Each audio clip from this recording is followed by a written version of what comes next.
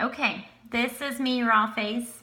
I've already done my climate control, my daytime moisturizer, and my silk. So now I'm going to conceal and highlight. I'm going to use a little bit of green. I've been very dry and using lots of tissues, so my nose is pretty raw, so I have those red areas. So I'm going to do the green concealer, which is perfect for that because it is for red spots. So I'm going to get that worked in there. And then I'm going to go to using the natural concealer in areas that I need. I like to put a little bit up here because I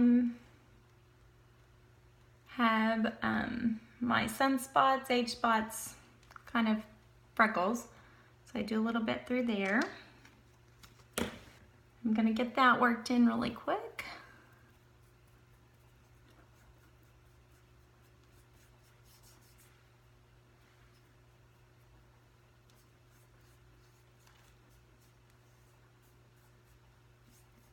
Like so. And then I am going to do some highlighting. I don't always do this, but every once in a while I like to, just to highlight some certain areas, kind of help define the face a little bit more. And I'm going to use the concealer white, but I often like to use the Snow Shadow Sense because it works perfect as well, and I actually like to use it more just because I think it's very neat. It's on the tip, the wand, where you can kind of pretty much just draw how and what you want. And also on the concealer, I should say that a lot of times I will use the Candlelight Shadow Sense as well. For the most part, that's what I use anyway. But I'm gonna go ahead and use the actual concealer today. And I just kind of dabble in the areas for highlighting.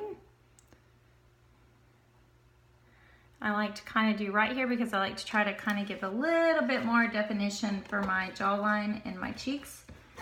Because I tend to pull off that more oval round face and blend in you can do a triangle. I usually kind of just do like an oval here, a long oval.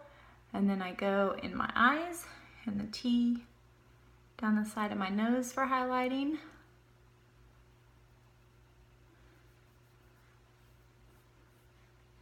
And again, here you can do like that oval circle, or you can do like a triangle for some highlighting areas. And then next I go to my foundation. And again, it's all waterproof. So if I don't use a color palette, I use the side of my hand here.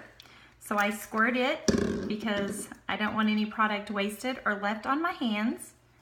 And then I squirt. I usually just do like kind of a good half pump of the pearlizer and a good full pump of my color. And then I wet my stipple brush because again, I don't want my product wasted on there. And as you can see, I use this often and there's nothing there. So then I just kind of blend it around and then I just give it that more airbrush look because I'm using that stipple brush, which I learned in a makeup artist Renee Stewart's videos of how Hollywood is airbrushed, and if we stipple, that is the closest best we can get to that airbrushed look at home. And you go up good in your hairline because you don't want to, you want it to be as natural blended as it can be.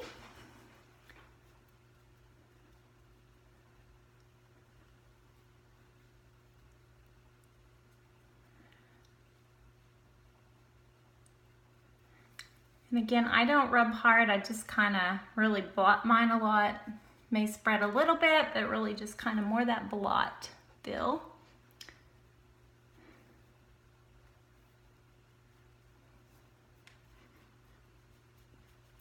And okay, just a little bit down that neck because I don't want any lines.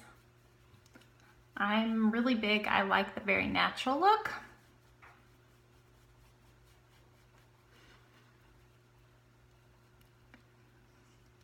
And as you can see, all the concealers are blended and you don't see them now.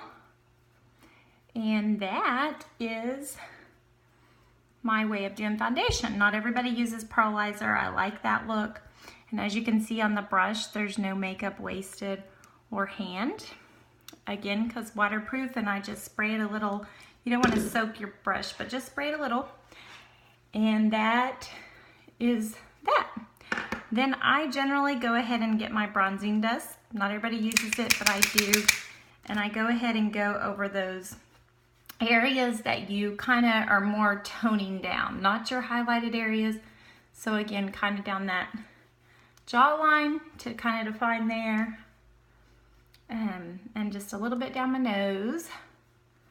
And that's the bronze dust powder. And that's going to be it for now. Thanks so much. Bye.